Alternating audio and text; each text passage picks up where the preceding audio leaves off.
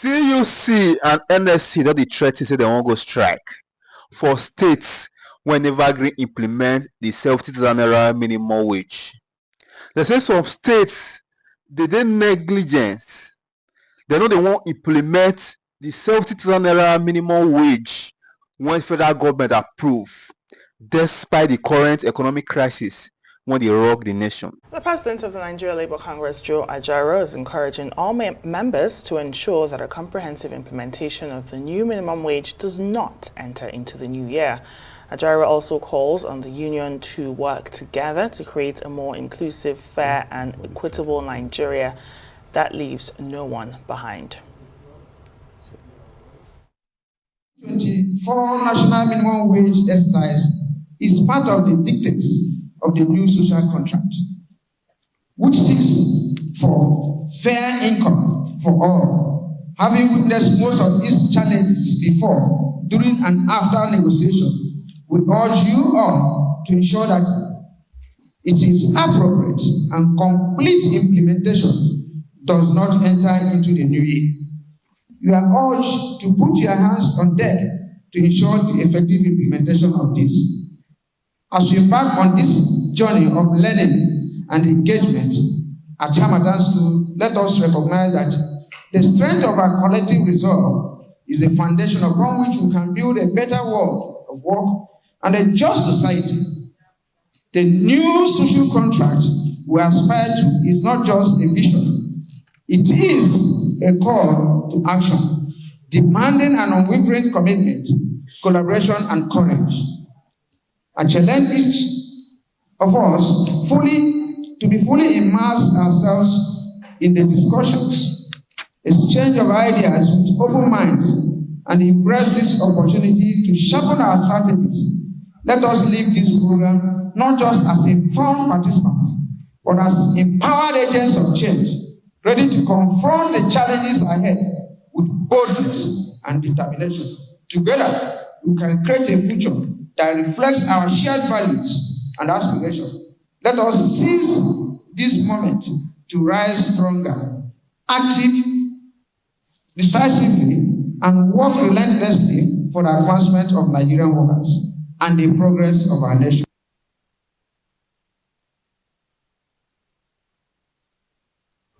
Meanwhile, the Trade Union Congress is also calling for all states to implement the new minimum wage. We are now joined by its president, Festus Osifo. Thank you so much for joining us on the news tonight. Yeah, thank you so much. Good evening. Thank you for having me. Good evening, Nigerians. Great. We know it's an organized labor that comprises many unions, including yours and then the NLC. The NLC seems to be talking a lot about the states that are not implementing yet. But last week at your NEC meeting, you also raised concerns about states that are refusing to pay.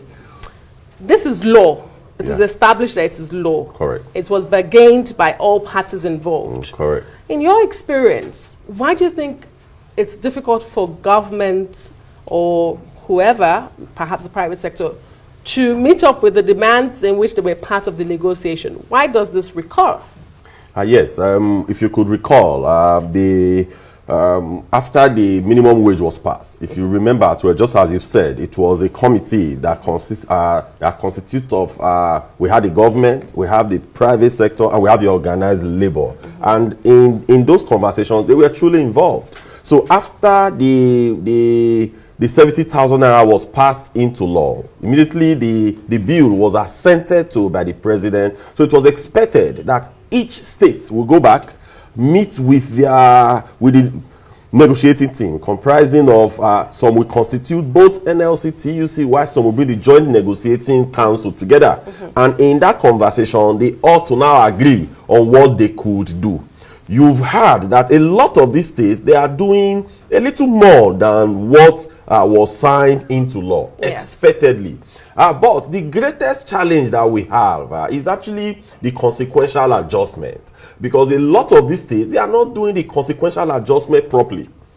So when we had a NEC meeting last week, we examined the issues state by state, and we realized that yes, why a handful of states, they are already implementing, we have some states as well that conversations were currently going on. We have some states that they were just at the threshold. A state like Oyo, for example, they've constituted the committee, they have been meeting, and they are at the point of signing an agreement. So we have few states like that, that convention has gone on. But we still have some others, a state like Zamfara, a state like Cross River, that they've not even commenced anything whatsoever. So for such states, like last week, for example, Cross River State, we had a warning strike in Cross River State for 2 days. You just heard that the strike was called off today. As for a state like Zamfara, we have also told our people to mobilize as well. So for those states that there is no conversation whatsoever, we've asked our people to mobilize and go on strike.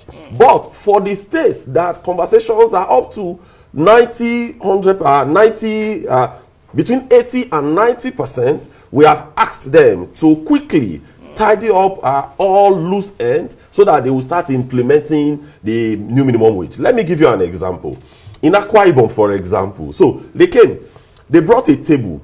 When they brought a table, in that table that they brought, they did not do the consequential adjustment properly.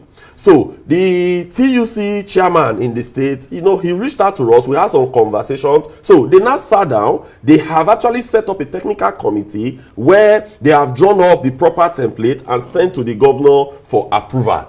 If that is approved, the consequential adjustment was actually done properly.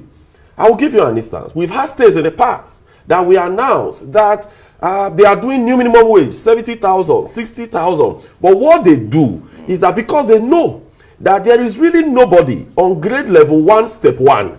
There's nobody really, any minimum wage in government sector. Because if you even have first school living certificate, that means you attended primary school. You start from grade level 2. So that means really, there's really nobody in grade level 1, step 1. So some of these governors, they will just announce a figure, but they will not carry out the requisite consequential adjustment. That is really the devil that is in the detail. So we have empowered all our state councils, and we have also explained to them how this consequential adjustment must be done so that our workers will not be shortchanged.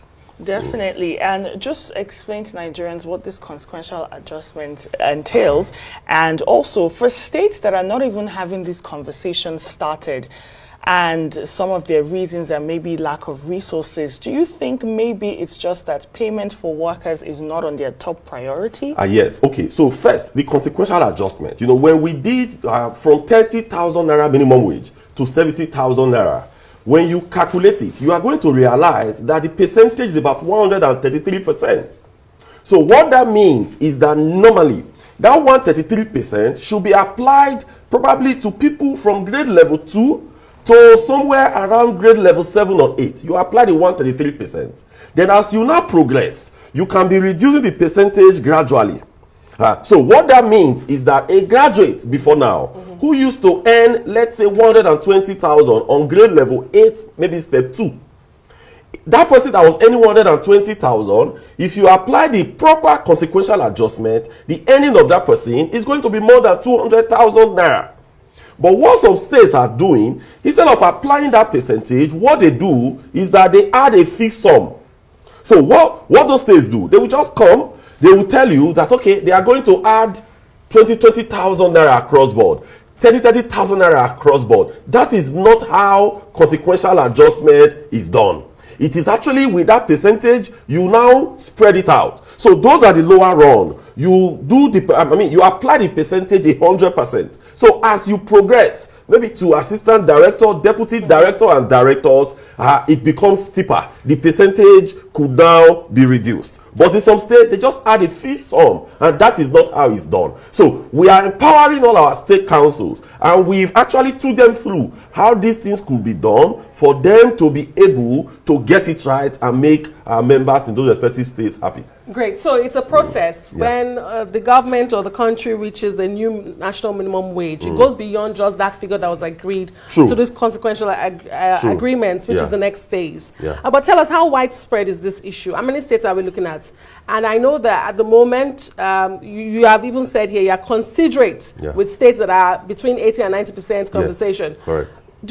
Are we envisaging a situation where this may turn to be a nationwide strike? But first, tell us, how widespread is this? How many states are You know. Yes. So first, we don't really envisage a nationwide strike as of today, because it is not really proper for you to go on strike in a state that is implementing the minimum wage. So our concentration today is on those states that are not implementing the minimum wage. For us, the ones that have not started at all are about 2 or 3. For others, because in our NEC meeting, what came out from it clearly was that majority of these states that have not implemented, that discussions are currently in advanced state. In fact, it was scored above 80% that conversations are going on. There was a question that was asked earlier, that what is it because of the inability of these states to pay? No, it is not true. It is actually because some of these governors or some of the state governments, they don't see workers' welfare as priority. Because today, if you see what has happened, the proceeds from the devaluation of Naira that has made much more Naira available to the government that they share during the FAC allocations and all that. The money that comes into state has actually, in most cases, tripled. So they can actually afford this. We know that very well. We've done our statistics, we've done our analysis, and we are extremely sure that they can implement the new national minimum wage. So we believe you are in a conversation with the state government. Yes. What is the excuse they're giving you, or what are the excuses they're giving you? And I also want to know, because you talked about the ability of the states to pay, what is the reason the state governments are giving you? This is not the first time we see governments reneging when it comes to national minimum wage implementation. Yes, from our own conversations and the analysis that we've done, the reach out that we've done, a lot of these states, what they are saying is that the committee that they've set up, that they are working, and that they are waiting for the report of the committee to come to them, and that when that report comes, that they are going to implement. Like I told you, a state like Akwa Ibom, the table that they calculated before, if we had used that table, it would have shortchanged our members. So the table was returned back, a new technical committee was put in place, who now sat down, who is knowledgeable on how consequential adjustments are done. In fact, the TUC chairman in the state led that technical committee. They have actually concluded their work and they have submitted it to the governor. So we are expecting feedback from that. For the other states, conversations are going on. So the governors, they are telling us that once the committee submit the template, that they were willing and that they were ready to implement. But for the states that have not started at all, that is actually where we have our challenges. What's going on in the Ebonyi state? Because we had the governor say clearly, I will sack and I will replace you in 72 hours. What's the situation? Because it says, I'm not owing you. Yeah, so that is not the right language to be used. You are a governor. I mean, you should act with a lot of diplomacy. So my expectation in that regard was that the governor will invite the NLC chairman in the state, the TUC chairman, and maybe the JNC chairman. They sit down together. There could be communication issues. The governor will come, okay, I'm already implementing this, then we will bring our books, then we'll examine it. And at the end, we come to a position that will be comfortable for everybody. But to issue such threats, is counterproductive because, labor, once you come out and you start threatening, then we'll also go back and deploy our right strategies to also counter you. So it becomes tit for tat situation. So that is not the right approach to be used. He's a chief executive of the state. He's not a commissioner. So he should sit down with the TUC NLC in the state and resolve whatsoever differences he felt they may have. Thank you for shedding light on these pressing concerns. But just stay with us, Mr. Festus Asifo, as we take another story quickly. Well, since the news broke of the coming back on stream of the Port Harcourt refinery, there has been controversy surrounding the true state of refining petroleum products at the facility. The management of the Port Harcourt refining depot, loading bay, insists the refinery is working, but tanker drivers have refused to load products. Now, the terminal manager of the Port Harcourt depot of the Nigerian National Petroleum Company Limited, NNPCL, reportedly told journalists that the tanker drivers have refused to load products despite the availability of petroleum products at the depot. He says the depot has 11 loading arms that have the capacity to load a minimum of 15 trucks in 15 minutes. But Oil and gas industry expert Maurice Ibe told Arise News that some modalities need to be completed before products can be loaded from the depot, while blaming the real reason that the drivers are refusing to load products on the fact that the Port Harcourt refinery was blending petroleum products instead of refining. Now, when contacted by Arise News, the factional petroleum tanker drivers branch of the Nigerian Union of Petroleum and Natural Gas Workers, led by its national chairman, Lucky Osesua, confirmed that his members are currently loading petroleum products at the Port Harcourt refinery. Now, our guest here in the studio with us, Festus Osifo, is also the president of the Petroleum and Natural Gas Senior Staff Association of Nigeria. So we just wanted to get your thoughts on this developments coming in. First, Nigerians, we have every reason to doubt government. We have every reason to question, these assertions from government because over the years, they've actually let us down. So having said that, for us in Pengasan, it's part of what we are going to address tomorrow in our National Executive Council meeting. Really, from our checks, Port Harcourt Refinery is actually working. But let me explain this. In crude production, in petroleum product production, you take the crude and you pass the crude into what they call a CDU, the crude distillating unit. So it is actually that unit that is going to bring different products. So that unit today, as we speak, is working. The CDU is working. So when you pass the crude into the CDU, then it's going to give you what we call kerosene, DPK. It's going to give you what we call ATK, the aviation fuel. It's going to give you AGO, the diesel. It's also going to give you naphtha. So that is that distillating unit. So that unit is working. So what that means is that you pass the crude into that unit, you have these products.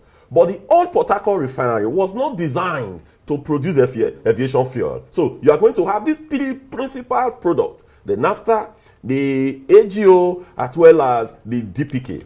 So now that naphtha, normally, you are supposed to now pass it into what they call the reformate unit. So as we speak today, that reformate unit is not actually working. We must disclose this to Nigerians. So what is now happening at the moment is that you are going to now take that naphtha. So they will now bring in what they call crack C5. So that crack C5 is now blended with naphtha, and some other processes takes place that now gives us PMS. What Nigerians should be interested in today is that, is Port Harcourt refinery producing AGO? The answer is yes. Is the old Port Harcourt refinery producing kerosene, DPK? The answer is yes. Is it producing PMS today? The answer is yes. So we should reduce the concentration on what the processes are and look at the product that comes out. There is no refinery in the world that you have a CDU that produces PMS in one single tranche. No one produces PMS. Even Dangote refinery, their CDU doesn't just produce PMS. But there is a product that comes out that is close to PMS because the requirement and the specification, what we call octane number in PMS, is very, very, you have to produce it to spec, otherwise it damages the vehicle. So that naphtha is further treated. So that treating of that naphtha, you are using the crack C4 from Indorama, so that is what they now call blending. But in all honesty, the refinery is working, and these products are all there. They are coming out as we speak. Fantastic. How civil servants want to survive? How workers want to survive? Bag of rice now 100k plus. How civil servants want to survive when the state governor don't want to implement the new minimum wage? It don't make sense. These state governors, they receive billions every month. Billions of naira they receive every month as allocation. Why they don't want to implement the new minimum wage? They go give them money, instead make them pay workers. They go use and how they do their own. So now NSC and TUC they give backing to their workers for different states when the governors don't want to implement the new minimum wage of 70k when federal government approve. You understand? It don't make sense. All these state governors, all the money, the first subsidy remove and when they remove, when they pay give on them. What now is how they do? When they use all this money they do, we don't see anything. Thank God for this new tax bill now when we want put all of una for where una belong. You understand? And make we see how I want to the loot our treasury dry. May I go improve on our state, may I go improve production capacity so that every state could earn what they desire, what they consume. You understand?